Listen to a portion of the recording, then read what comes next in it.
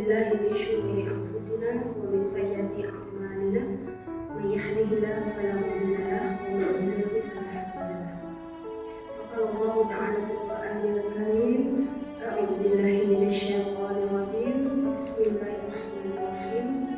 Ya ayyuhalladzina amanu qu anfusakum wa ahlikum naran waquduha an-nas wal hijaratu 'alaiha malaikatun ghiladun syidadun la ya'suna Allah.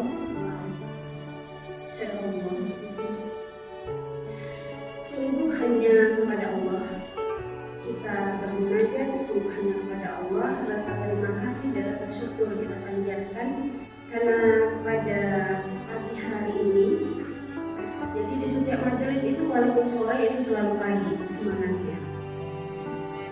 Jadi kita bermunajat kepada Allah dengan semangat pagi. Semoga Allah ridho dengan aktivitas majelis ini. Semoga Allah ridho dengan setiap langkah kaki yang kita ayunkan dari rumah tadi. Lalu setiap kebaikan-kebaikan, niat-niat baik yang ada di hati kita untuk menghadiri majelis ilmu, untuk menghadiri taman-taman surga ini, Allah balas dengan segala kelimpahan, keberkahan. Kemudian Allah persilakan kita nanti untuk masuk ke surganya Allah melalui pintu-pintu mana yang kita kehendaki. Amin. Selanjutnya salawat tentunya beserta salam kepada junjungan alam Nabi Muhammad SAW. Kita lafazkan Allahumma sholli ala Muhammad wa ala ali Muhammad. Assalamualaikum ya Rasulullah, assalamualaikum ya Habibullah. Ini kalimat yang kita hidup dengannya, dan kita juga ingin kita nanti matinya dengan kalimat ini. Kalimat ini adalah sebuah persaksian bahwa kita meyakini Muhammad itu adalah Rasulullah.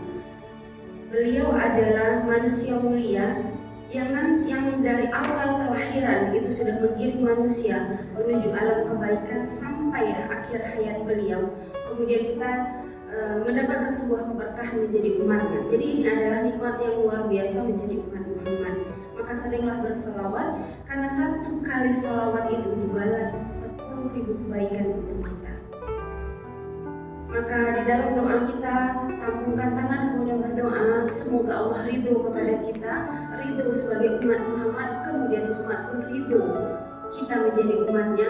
Lalu nanti kita berbaris di barisan yang sama bersama beliau, tegak di belakang beliau, masuk ke dalam surganya Allah bersama beliau. Amin ya rabbal alamin. Baik ibu-ibu yang dirahmati Allah, alhamdulillah pada kesempatan kali ini kesempatan kedua saya dipersilakan untuk bermuajahah bersama teman-teman dari Raya Peniti yang insya Allah akan jadi garda terdepan ya untuk masuk surganya Allah insya Allah ya.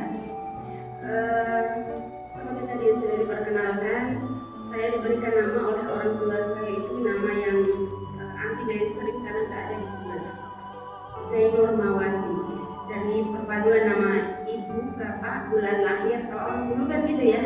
Kemudian ada Wati, wanita sejati. Ya.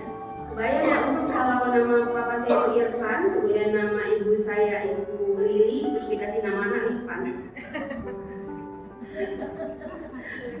Alhamdulillahnya tidak. Tetapi setiap nama pemberian orang tua adalah sebuah kebaikan, adalah sebuah doa, terkecuali kalau memang nama-nama itu tidak disyariatkan di dalam Islam. Ya, ada kita lihat ya orang yang namanya setan, di KTP-nya namanya setan, ada yang namanya Tuhan, ada yang namanya iblis. Ya, ada orang yang bernama itu. Dan itu nama bukanlah nama-nama yang baik yang memang harus segera diganti. Baik, kemudian aktivitas saya seorang pendidik. Saya seorang pendidik, seorang istri dari dua pasang anak, dari 4 orang anak, kemudian berbagai aktivitas terutama di dalam dunia interviewer ataupun konseling barangkali. Kemudian tugas utama saya adalah sambil dakwah, umar dakwah Islam kafah, karena ini adalah bagian tugas yang menjadi kewajiban bagi setiap muslim. Dan dalam rangka menunaikan tugas itu saya hadir di sini bersama ibu-ibu. Dan pada hari ini Saya tidak sedang hendak bertausiah karena tausiah itu terlalu tinggi bagi saya, tapi lebih tepatnya kita ngobrol. Ada nama istilahnya ngobrol perkara iman ya. Nah sekarang ini kita ngobrol. Apa dari obrolan ini yang dikehendaki? Yang dikehendaki dari obrolan ini adalah tentu sisi kebaikan, tidak hanya bagi ibu tentunya, tapi juga bagi saya dalam rangka upgrading keimanan kita kepada Allah. Maka obrolan kita pada pagi hari ini adalah terkait dengan takut kepada Allah dalam kondisi sembunyi dan terang-terangan. Tapi sebelum mulai saya mau bertanya dulu terutama kepada teman-teman saya, apakah sudah bosan pahala tadi pagi? Uhibbukumullah. Sudah mengucapkan uhibbuki fillah, uhibbuka fillah kepada suami, kepada anak-anak tadi pagi di rumah? Yang sudah silakan angkat tangannya. Masya Allah, sedikit sekali. Baru 2 pekan ya tidak bertemu ya. Alhamdulillah. Kepada teman-teman di sekitar kanan kiri sudahkah dilaksanakan sunnahnya? Allah memberikan sunnah menyuruh kita untuk mengucapkan cinta kepada saudara kita, dan ini sunnah, ini pahalanya besar. Ucapkan kepada suami bahwa kita mencintainya karena Allah, ucapkan kepada anak bahwa kita mencintainya karena Allah, ucapkan kepada teman-teman majelis uhibbuki fillah bahwa kita mencintainya karena Allah. Pas satu pahala sudah didapat, kemudian kita insya Allah masuk kepada rangkaian pahala yang lain. Uhibbukumullah, saya cinta kepada Anda semua karena Allah. Obrolan kita pada pagi hari ini terkait dengan takut kepada Allah. Ini diambilkan dari kitab Nafsiyah Ibnu Qayyim, kitab yang disyarahkan oleh Syekh Taqiyuddin An-Nabhani pada paragraf pada bab kelima, yaitu takut kepada Allah dalam kondisi tersembunyi dan terang-terangan. Berbicara tentang khauf, ini juga ditulis oleh Imam Al-Ghazali, ditulis oleh imam-imam yang lain di dalam kitab Tazkiyatun Nufusnya ya. Ini adalah pembahasan khauf, pembahasan yang selalu dilengketkan dengan rojak, dengan penerimaan dan pengharapan kepada Allah. Tapi pada pagi ini kita akan membahas tentang khauf saja. Khauf atau takut. Takut kepada Allah itu adalah sadarnya kita bahwa segala sesuatu ini berasal dari Allah. Kebanyakan orang itu takutnya kepada Allah itu kalau terang-terangan. Seperti anak kita Bu, takut anak kita itu kalau misalnya dia tidak sholat, takut karena kita. Itu namanya terang-terangan, belum secara tersembunyi. Ya saya coba analogikan. Begitu juga dengan kita takut kepada Allah. Kebanyakan itu terang-terangan. Kalau ada rumah orang terbuka, ada HP teman yang tinggal di majelis, saya yakin ibu-ibu tidak mau mengambilnya, karena itu bukan milik kita. Itu namanya mencuri. Nah itu namanya takut dalam kondisi terang-terangan. Mari tanya hati dalam kondisi tersembunyi. Bagaimana dengan jam kerja yang sudah diamanahi misalnya bagi para pekerja dari pagi sampai jam 8 sampai jam 5. Kemudian kita pulang lebih cepat jadi jam 4 tanpa izin, itu namanya mencuri. Lalu bagaimana dengan hati yang berkata, tidak mau berbicara di majelis ramai seperti ini untuk ghibah karena itu dosa. Tapi kalau kemarin bahasa candaannya ada namanya ghibah syariah ya. Nah, apa itu? Masya Allah, sekarang si Anu kok bisa ya jadi istri kedua, padahal dulu dia juara loh. Hubungannya apa gitu ya? Gara-gara gibahnya pakai Masya Allah, terus gibahnya menjadi gibah syar'i.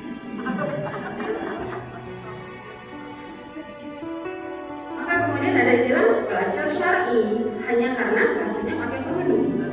Apakah itu kemudian menghalalkan yang haram? Tidak.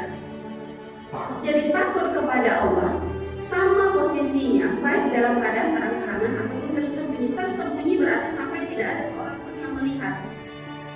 Di dalam hadis dikatakan ada 7 orang yang nanti di akhirat nanti akan diberikan oleh Allah naungan di hari di mana pada saat itu tidak ada naungan lain selain daripada maghfirahnya Allah. Dimulai dari pemimpin yang adil, kemudian pemuda yang cinta kepada masjid, kemudian 2 orang yang saling cinta, bertemu karena Allah, berpisah karena Allah, kajian kita yang lalu. Kemudian orang-orang yang seorang laki-laki yang didatangi oleh seorang perempuan, kemudian diajak berzina, lalu dia berkata, menolak sambil berkata, aku takut kepada Rabb.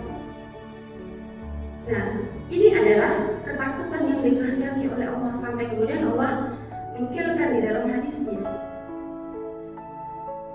Kenapa? Karena ketakutan kepada Allah itu adalah dasar dari segala aktivitas. Maka saya ingatkan kepada ibu-ibu yang dulu menikah bukan karena Allah, tidak ada idrok silatubillah di dalamnya, tidak ada keterkaitan kepada Allah, perbaiki niat. Bukan perbaharui suami, tapi perbaharui niat ya.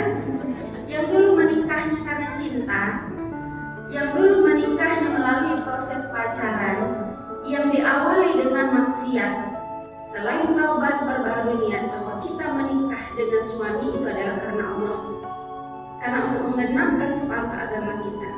Yang lalu biarlah jadi catatan dosa, kemudian kita lakukan sunat taubat karena rojaknya kita, karena yakinnya kita Allah akan mengampuni kita atas dosa-dosa kita.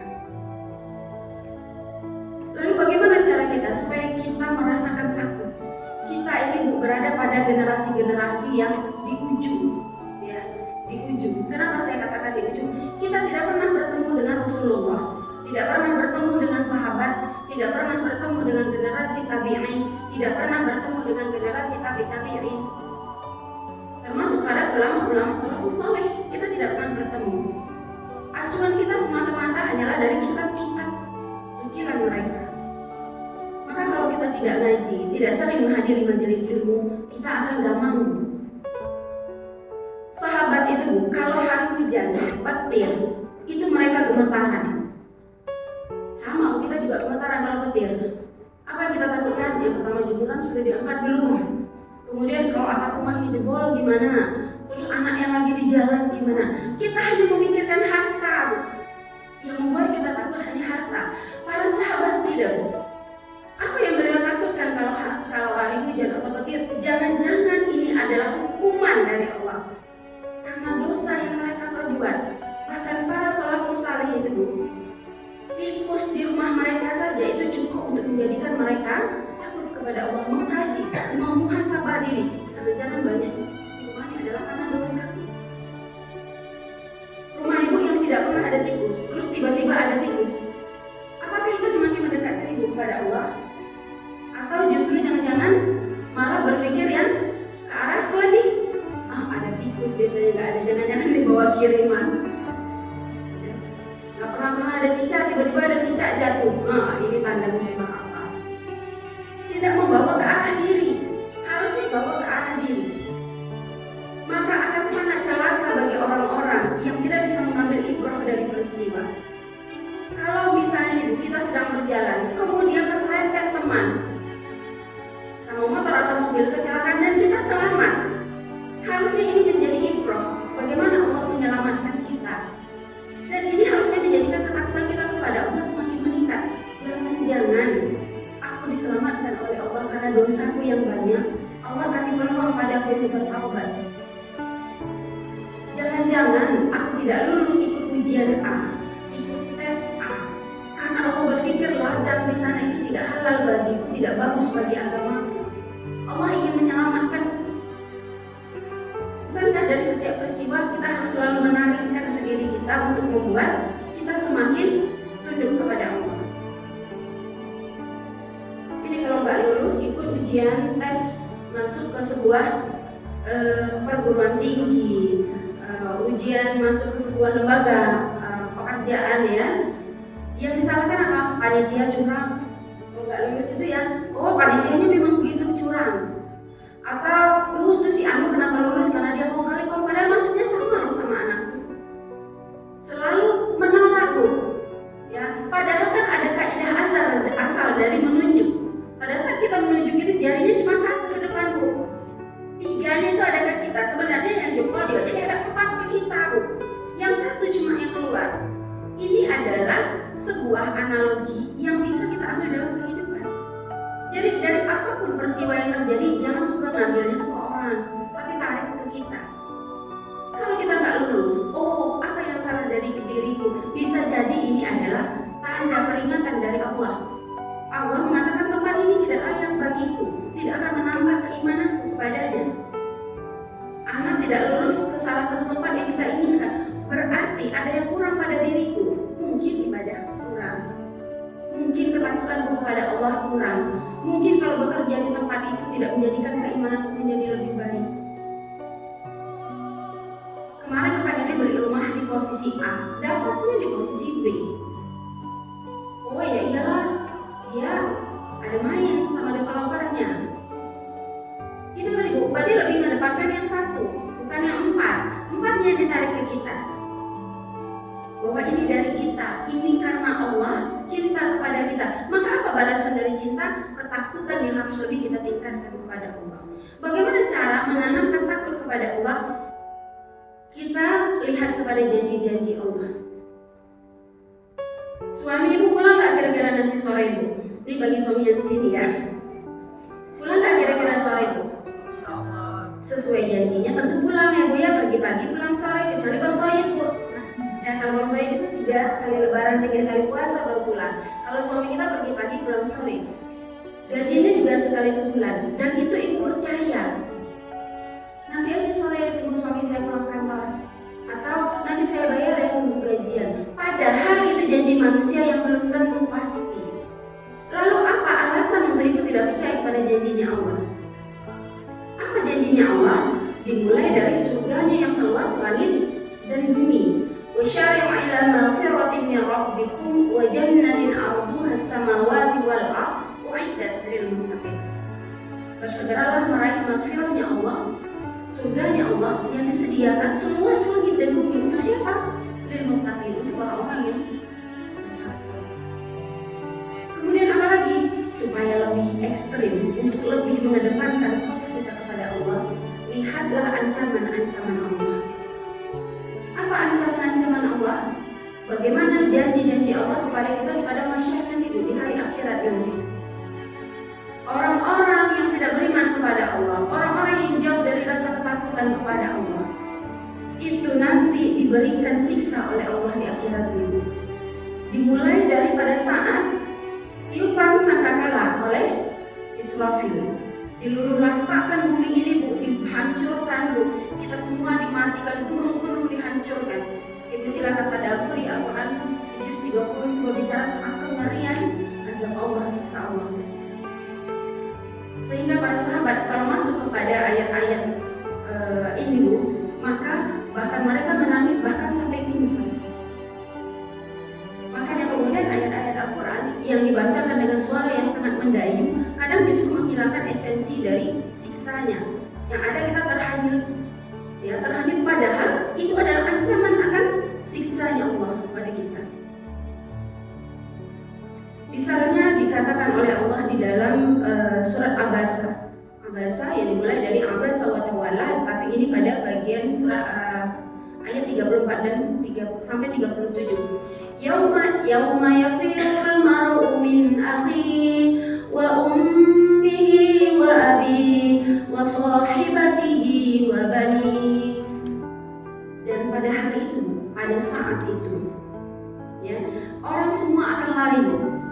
Orang semua akan lari. Yauma yafirul mar'u min akhihi, semua orang akan lari dari saudaranya. Wa sahibatihi wa bani, dari sahabatnya, dari anak-anaknya. Wa ummihi wa abihi, yang kedua tadi kan, dari ayahnya, dari ibu, semua orang akan lari Bu. Kenapa? Takut dimintai pertanggungjawaban.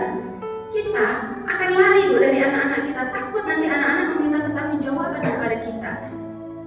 Orang tua kita juga kabur Bu dari kita sehingga kita tidak bisa meminta pertolongan. Orang tua kita takut kita meminta pertanggungjawaban. Begitu juga dengan para sahabat yang hari ini hadir di majelis, pulang dari sini mungkin bisa traktiran bakso bareng-bareng, mungkin bisa belanja bareng-bareng, nanti di akhirat akan saling tidak mengenal. Bahkan di dalam hadis dikatakan Rasulullah bercerita kepada Aisyah, nanti kalian akan dibangkitkan di akhirat nanti dalam keadaan telanjang, dalam keadaan tidak pakai alas kaki, dalam keadaan tidak dikhitan.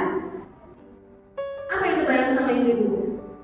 Kalau orang kita dibangkitkan dalam keadaan telanjang, tidak dikhitan, apa Bu yang terbayang oleh ibu? Malu? Insya Allah ya, rasa yang ibu rasakan itu sama dengan Aisyah rasakan. Semoga keimanan ibu juga sama dengan keimanan Aisyah, dan tempatnya di surga Allah juga sama dengan Aisyah. Apa yang Aisyah jawab dari yang dikatakan oleh Rasulullah? Kata Aisyah, wahai Rasulullah, dibangkitkan laki-laki dan perempuan di sebelah kita telanjang, nggak pakai alas kaki, tidak dicucikan, kita akan tutup muka nanti Bu. Itu juga yang dikatakan oleh Aisyah. Lalu apa kata Rasulullah? Sungguh pada hari itu tidak ada lagi rasa malu. Masing-masing itu nafsi-nafsi sibuk memikirkan dirinya, sibuk memikirkan bagaimana kuatnya siksa Allah atas ketidakimanan kita. Nggak sempat lagi Bu. Analogi yang paling sederhana, yang insya Allah tidak pernah terjadi di kita, barangkali pernah terjadi di sekitaran kita. Kalau rumah kebakaran, itu kira-kira mikir nggak Bu, ini alisnya udah rata atau belum? Lip syncnya sudah rata atau belum? Blush on-nya udah pas atau belum? Mikir nggak Bu? Bahkan sendal pun kadang nggak pakai, baju pun kadang aut-autan, yang penting terselamatkan. Betul Bu? Kalau yang sudah sakit udah pembukaan dan lengkap, tiba-tiba sakit terus baru bawa ke rumah sakit, sempat nggak Bu lipat popok dulu, terus nyiapin bedong, ya itu nggak sempat. Tetangga saya pernah, dan ini beneran ya, tetangga saya itu pas udah, kan nggak semua orang dimulai bertahap segini, ada yang memang kalau udah persalinan kesekian itu biasanya langsung lebih cepat ya.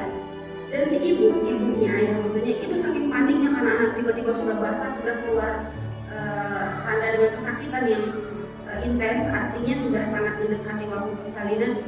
Ibunya cepat-cepat udah mau ke rumah sakit, ibunya beresin barang-barang, yang penting anak ke rumah sakit dulu. Begitu sampai ke rumah sakit dilihat barang bawaan si ibu, dia bawa ayam, Bu, dia masukin itu ayam, saking paniknya ya, dia bawa ayam, terus dia bawa handuk, dia bawa barang-barang yang justru tidak bermanfaat untuk persalinan. Karena kalau sudah panik, nggak ada lagi Bu, rasa malu itu sudah tidak ada. Sama Bu, seperti waktu kita melahirkan ya Bu ya. Dan ini hanya segelintir dari contoh tentang bagaimana dahsyatnya akhirat itu nanti.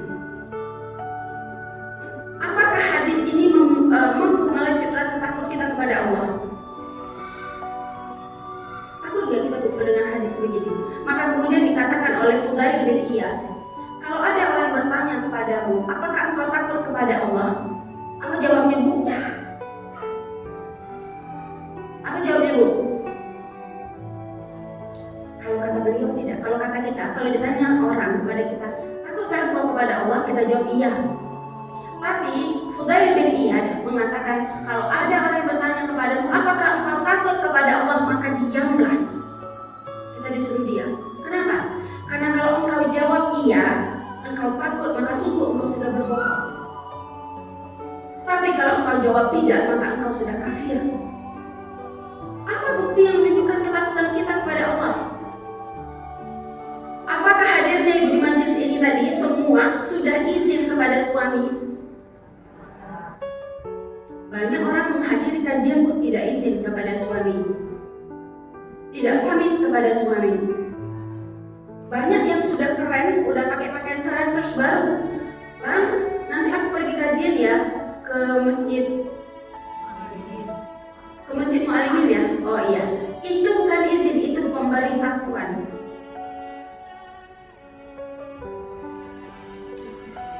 Itu pemberitahuan, bukan izin. Izin itu pada saat kita paling bersiap. Bang, besok nanti aku mau ada kajian di masjid. Boleh ya Bang ya bersama teman-teman prayer? Oh ya boleh, silakan. Itu namanya minta izin. Ya itu namanya minta izin. Terus kita ngaku takut padahal belum mendapatkan izin untuk datang ke majelis.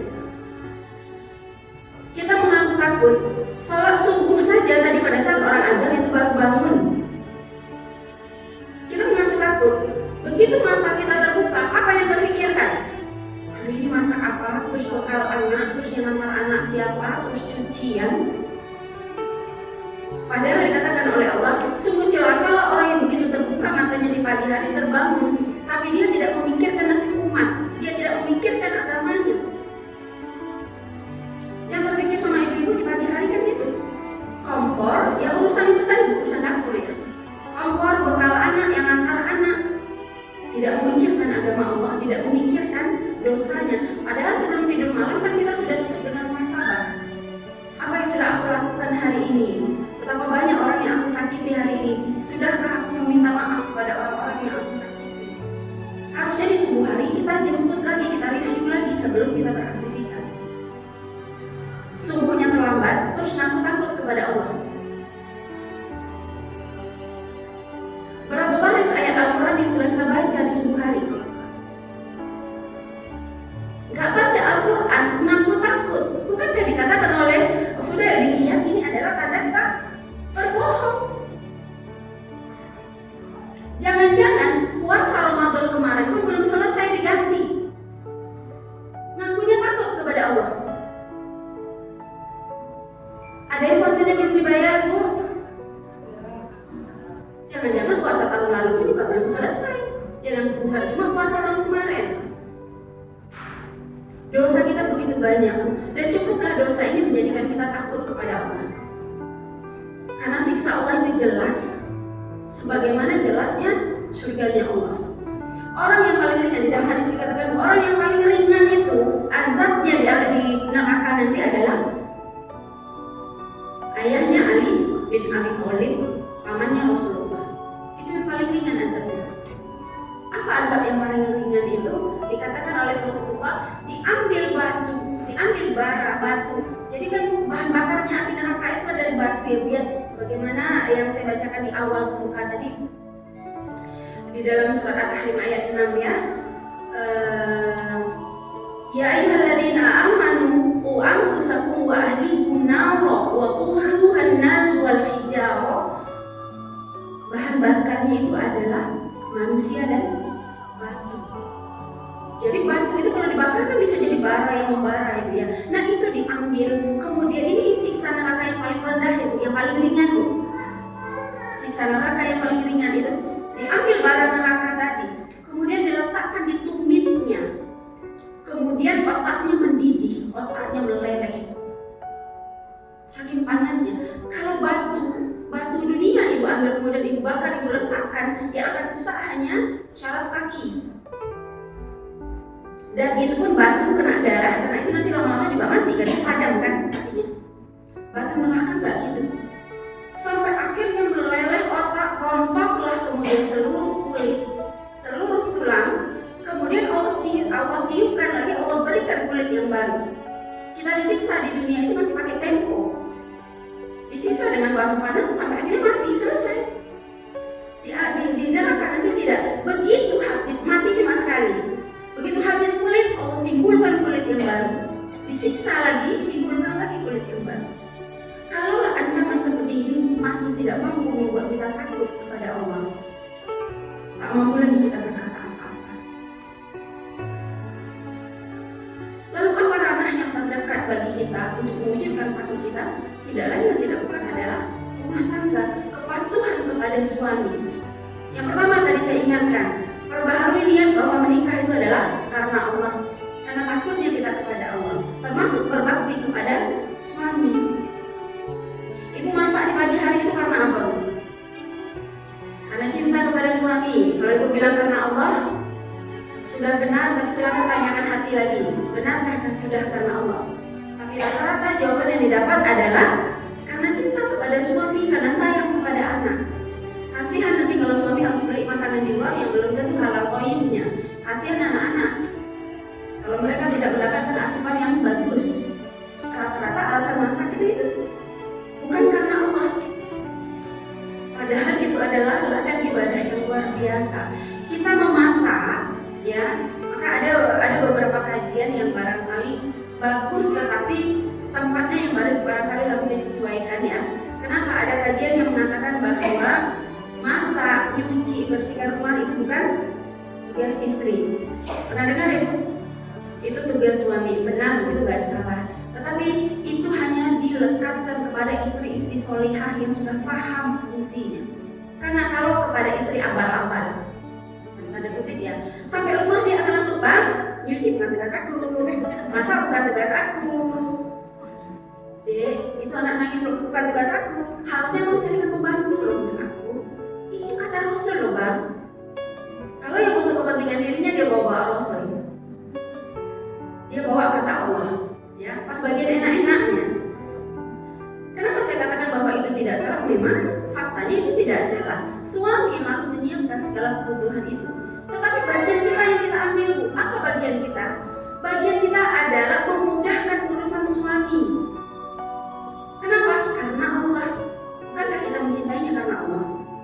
Maka kita lakukan itu adalah dalam rangka takut kita kepada Allah. Kita takut kalau suami kita, anak-anak kita tidak memakan makanan yang halal dan thayyib. Kita takut di dalam darah mereka mengalir barang-barang yang tidak halal, lalu perangai mereka menjadi perangai-perangai yang tidak ahsan. Itu yang kita takutkan.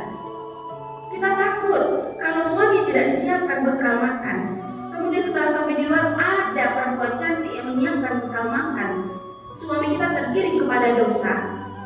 Kemudian kita tidak lagi bisa menjadi istri yang solihah, yang menenangkan hati suami. Kita takut Allah murka.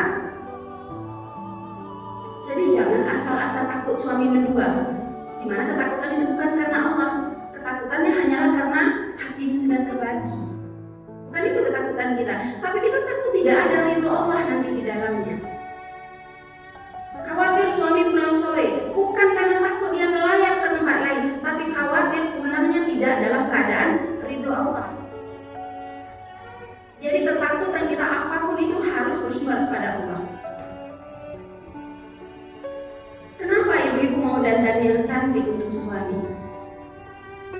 Rata-rata kalau saya lagi ngisi materi untuk sakinah, ya, materi rumah tangga, rata-rata para ibu di materi itu menjawab untuk suami, berhias untuk suami, masak yang enak untuk suami. Kenapa?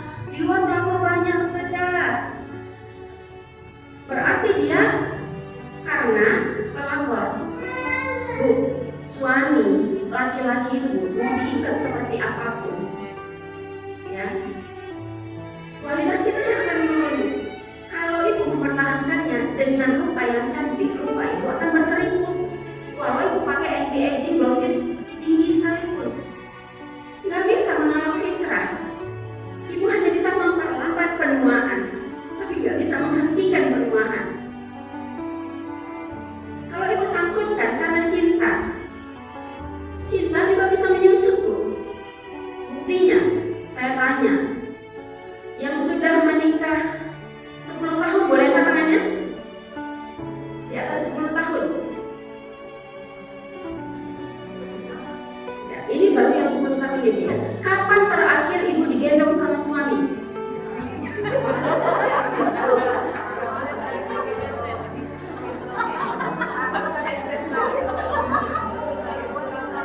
Kalau yang sudah menikahnya di atas 30 tahun, rata-rata bapak-bapak punya jawaban encok. Ya, itu jawaban yang paling menyelamatkan. Tapi kalau masih umur 30-an, nggak bisa menggendong istri, itu rasanya bukan encok, Bu. Itu kadar cinta yang sudah menurun. Kalau pas ditanya mereka akan komplain, jawabannya akan ngeles, Bu. Oh bukan, cinta kan nggak harus dipakai acara gendong-gendong kan. Oke, kita turunkan standarnya. Yang sudah di atas 20 tahun, kita nggak bicara fisik lagi nih, Bu, takut encok. Yang di atas 20 tahun boleh angkat tangan. Semakin sedikit, ya. Kapan terakhir suami mengucapkan cinta kepada ibu?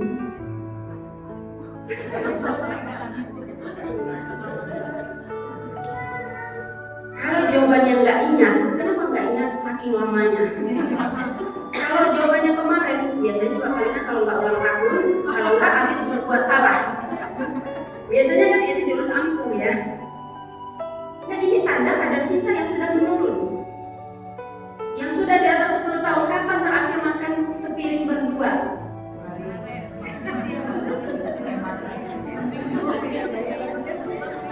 Kalau yang jawabnya kemarin, yakinlah itu bukan karena kadar cinta yang meningkat. Alasannya biasanya pertama, males ngambil piring double, biar hemat air, hemat tenaga. Yang kedua, nafsu makan menurun, ya. Jadi kalau nafsu makan menurun, aku motor-motorin piring. Yang ketiga, memang gak ada yang mau dimakan 2 piring. Artinya kadar cinta juga bisa menurun. Tetapi segala sesuatu yang dinisbatkan karena Allah, dia akan bertahan abadan. Cinta karena rupa, dan rupa itu karena Allah. Seorang sahabat pernah menikah, Kemudian pada saat hari pernikahan, malam pernikahan, dalam kamar dia baru melihat ternyata si perempuan berwajah buruk rupa. Saking buruk rupanya, kadang beliau hampir muntah. Memang luar biasa. Tetapi karena ketakutannya kepada Allah akan sirat takhir, akan ijab kabul yang sudah dipersumpahkan. Ini kan adalah misaqul ghalizam. Ini ikatan yang kuat. Kalau kita sudah percaya kepada Allah, maka apapun yang sudah terikat atas nama Allah itu harus dijalani. Sebagaimana tadi yang dibacakan di dalam surat Al-A'raf ayat 107 2. Alastum bi rabbikum. Ini persumpahan kita dengan Allah. Apakah engkau percaya bahwa aku adalah Rabbmu? Kemudian apa kata kita? Qalu bala syahidna. Qalu bala syahidna. Ya, kita berkata bahwa kita sudah bersumpah bahwa kita mengatakan iya. Artinya apapun yang sudah diikat dengan nama Allah harus dijalankan. Inilah yang membuat sahabat tadi, walaupun si istri buruk rupa, dia tetap berkhidmat kepada Rabbnya. Sampai kemudian lahirlah dari perkawinan ini anak-anak yang cukup banyak. Ya, anak-anak yang cukup banyak, dan keseluruh anaknya adalah para ahli-ahli Quran, orang-orang yang insya Allah akan dimasukkan Allah ke dalam surganya saking syukurnya kepada Allah. Lahir dari istri yang buruk rupa. Kemudian si istri lebih dahulu meninggal daripada suami, barulah suami menyebutkan perkara ini sehingga kita kenal ya kisah ini. Baru dia sebutkan bahwa sekian tahun dia menderita, dalam artian menderita menahankan rasa, tetapi karena cintanya kepada Allah dia bertahan. Maka rupa tidak bisa menjamin cinta. Ini contoh bagaimana rupa bisa mengekalkan ikatannya sampai mati, sampai kemudian Allah berikan hadiah dari kezuhudannya berupa anak-anak yang soleh dan solihah.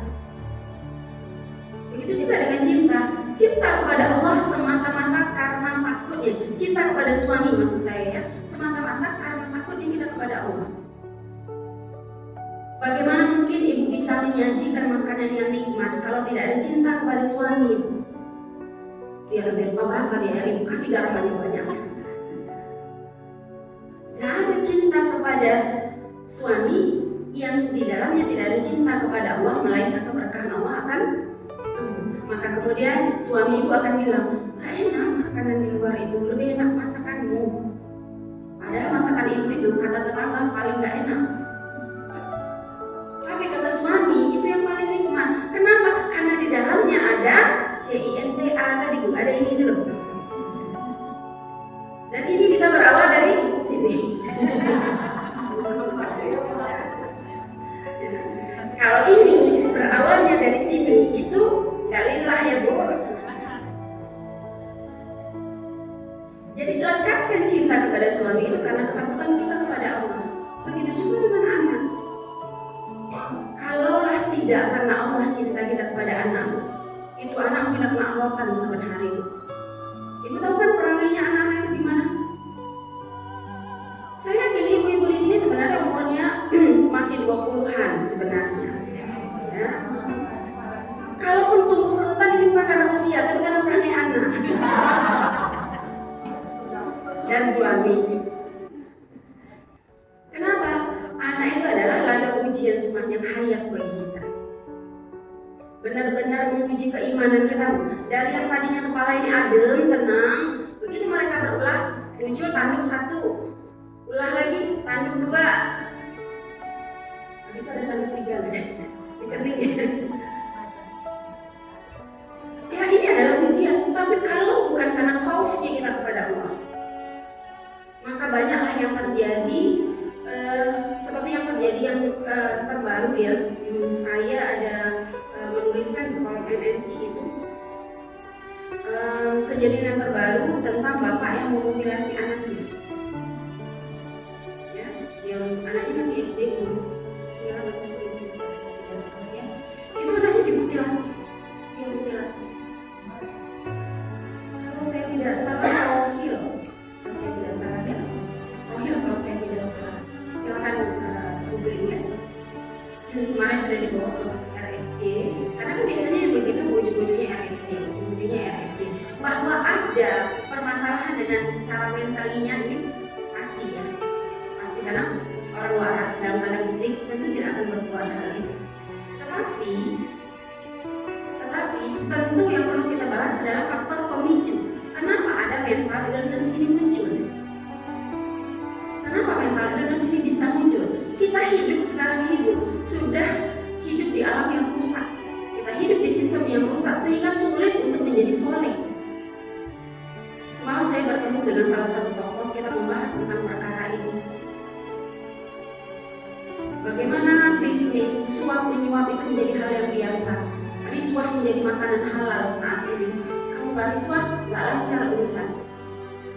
Padahal si ibu yang datang ke saya ini adalah ibu yang solihah, sangat solihah. Tetapi dia tidak berkutik pada saat dibenturkan kepada sistem yang memaksa dia untuk melanggar perintah Rabbnya. Kemudian berbenturanlah antara takut kepada Allah atau takut tidak makan. Nah, di sini kadang kita sering kalah.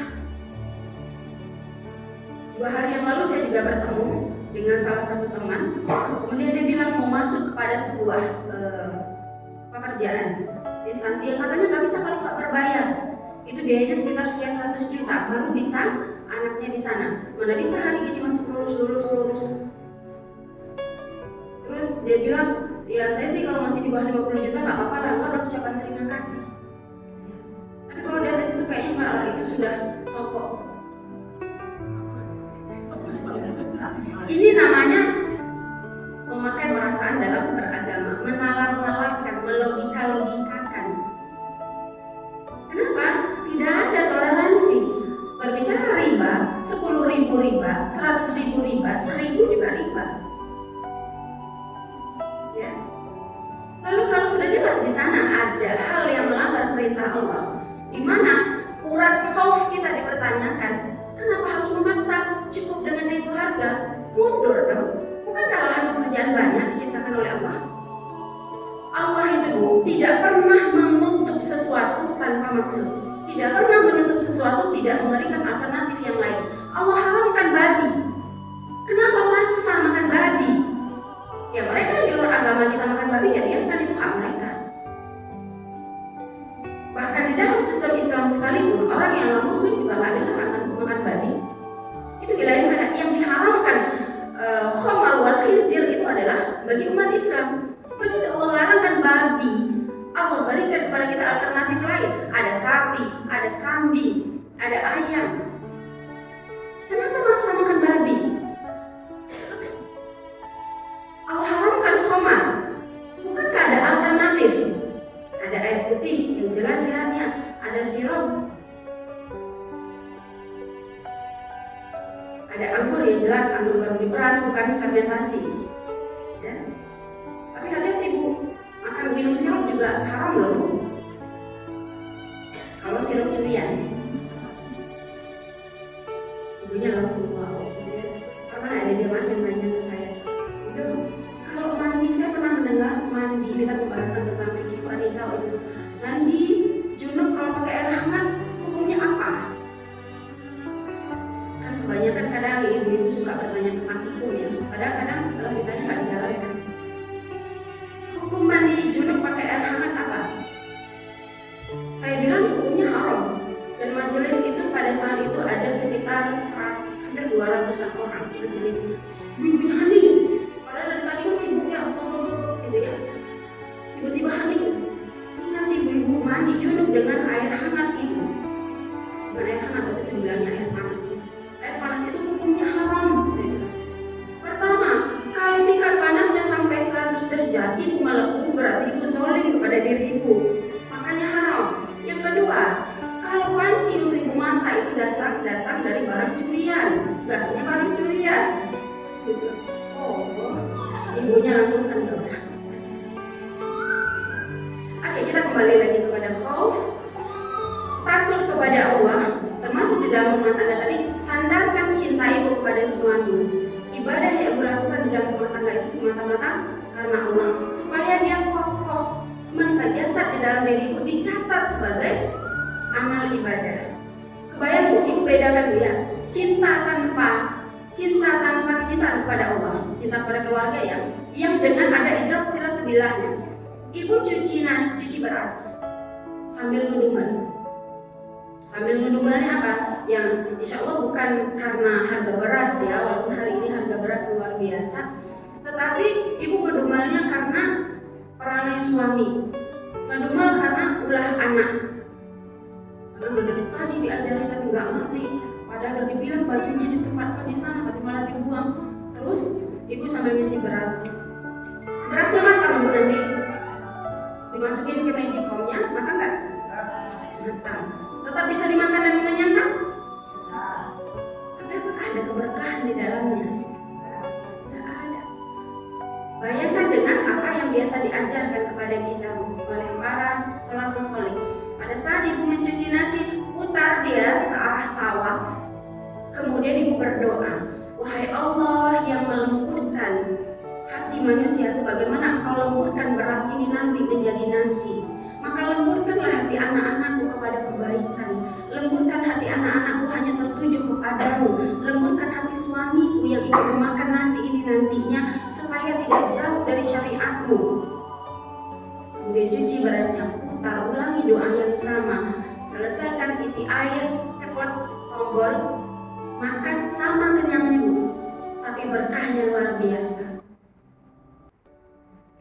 Permasalahannya, berapa kali ibu cuci beras dalam satu pekan? Minimal 7 kali, ibu ya.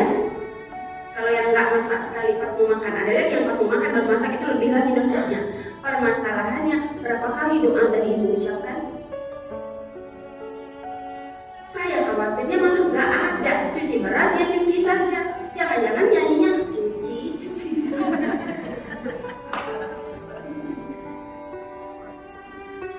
Khawatirnya tidak ada. Kenapa? Karena tidak ada idrak silaturahmi di dalamnya. Tidak ada pengaitan aktivitas kita dengan Allah.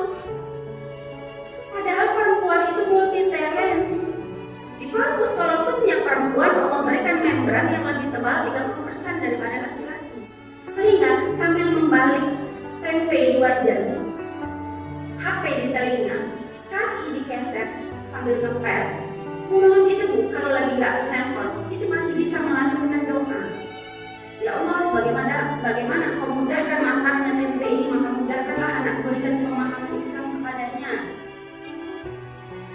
Ya Allah, sebagaimana lembutnya bayam ini di dalam sayur ini, lembutkanlah hati suamiku untuk mengizinkan pergi ke dalam menemui kajian. Doa bu. Senjatanya perempuan itu, senjatanya umat muslim itu adalah doa. Senjatanya ibu adalah lisan. Apa kata para ulama bu? Di dalam kitab-kitab Parenting Nabawiyah, lisannya ibu itu lebih tajam daripada pedangnya Salahuddin Al-Ayyubi. Masya Allah, pedang Salahuddin Al-Ayyubi itu bu, sudah diteliti. Ternyata dia mengandung nano. Kenapa dia sampai ketajamannya luar biasa ya pada saat berperang di Perang Salib atau membebaskan Masjidil Aqsa? Karena ditempah dengan luar biasa. Dan ternyata itu tidak sebanding dengan tajamnya lisan ibu. Kita bisa melihat bu ya, kalau di dalam kitab-kitab keutamaan, kita melihat dalam kitab-kitab bagaimana para ibu-ibu, para sahabat mendidik anaknya. Itu mengutamakan lisan. Ini PR besar bagi saya terutama bu, karena saya juga seorang ibu. Karena tidak mudah berkata ahsan pada saat emosi memuncak. Betul bu? Rata-rata apa yang kita ibu-ibu di dunia ini lakukan? Marah, nangis, setelah down peluk anak minta maaf, besok ulang. Betul? Berarti kita ibu-ibu sejati ya. Dan kalau kita pertahankan prinsip seperti ini bu, surga jauh dari kita. Jauh surga dari kita. Makanya saya selalu sampaikan setiap kali saya mengisi kajian, apapun itu, saya sedang menasehati diri saya. Alhamdulillah karena saya pakai mic, ibu-ibu ikut mendengar saya sedang menasehati diri saya. Mudah-mudahan ibu-ibu ikut ternasehati. Karena kajian ini juga di-share melalui media yang lebih luas oleh Raya. Kemudian siapa yang mendengar, insya Allah mudah-mudahan ikut ternasehati. Kalau ini adalah nasihat kepada arah kebaikan, semoga ini menjadi hujah saya di hadapan Allah bahwa saya sudah menyampaikan. bahwa saya sudah menasihati diri saya, ibu-ibu dan yang lain. Kalau sekiranya ini salah, sekiranya ini melanggar perintah Allah, insya Allah saya sudah berusaha untuk melaksanakan, tapi karena kefakiran saya, karena kedangkalan ilmu saya, maka kemudian ini terpelesetkan, tetapi tidak ada yang lepas dari pantauan Allah. Semuanya menjadi ibrah bagi kita, semuanya menjadi alat ukur bagi kita. Saya sampai jam berapa Mbak Doni? Saya kalau udah ngomong biasanya kalau nggak disebut baterainya saya lupa berarti. Masih ada waktu sampai jam 5. Ya. Seperti biasa sampai jam 5. Ibu-ibu sanggup? Ibu-ibu yang katanya sudah nenek-nenek tadi ya. Nenek-nenek di dalam surga itu nggak ada nenek-nenek kata Rasulullah. Jadi hati-hati yang nenek-nenek. Di dalam surga kata Rasul tidak ada nenek-nenek. Lalu nenek yang ditemui oleh Rasul itu menangis. Kebayangkan sudah keriput karena ibadah, tapi kata Rasul di surga tidak ada nenek-nenek. Lalu si nenek menangis. Lalu apa kata Rasul? Nek, gak usah bersedih. Di akhir di surga nanti nenek akan diglowingkan oleh Allah, akan dibuat menjadi cantik dan muda. Jadi ini adalah para nenek-nenek yang akan diglowingkan oleh Allah di surga nanti. Amin. Takbir. Baik, ibu-ibu yang dirahmati Allah. Walaupun waktu kita sampai jam 5, tetapi karena cintanya kita karena Allah, cinta pada suami dan anak, ya barangkali pemaparan kita cukupkan, dan kita akan buka selanjutnya nanti oleh moderator kita sesi diskusi barangkali, dan itu akan lebih memakan waktu kita. Baik, saya cukupkan dulu sampai di sini. Insya Allah kita lanjutkan di forum diskusi selanjutnya. Silakan Mbak Deni. Ya, baik, terima kasih Bundo untuk pemaparannya. Ibu-ibu semua, ya tadi sudah disampaikan oleh Bundo ya bahwa bagaimana caranya kita bisa memupuk mungkin rasa cinta kita kepada Allah. Nanti dari munculnya rasa cinta, terus kemudian biasanya ya Bundo ya, kalau kita itu cinta banget sama sesuatu, semakin kita mencintainya, semakin tumbuh rasa takut kita. Gitu ya Bunda ya, misalnya nih cinta banget sama orang tua kita, pasti kita takut tuh kehilangan orang tua kita. Kita cinta banget sama suami kita, pasti kita takut tuh suami kita nikah lagi ya. Baca dari itu ya Bunda. Atau kita cinta banget sama anak-anak kita, pasti kita khawatir nih nanti anak-anak kita, aduh kalau dia gede dia sayang ke aku gak ya, masih kalau dia udah nikah masih sayang gak ya ke mama. Atau kita cinta banget sama rumah kita, pasti semakin kita takut untuk kehilangan.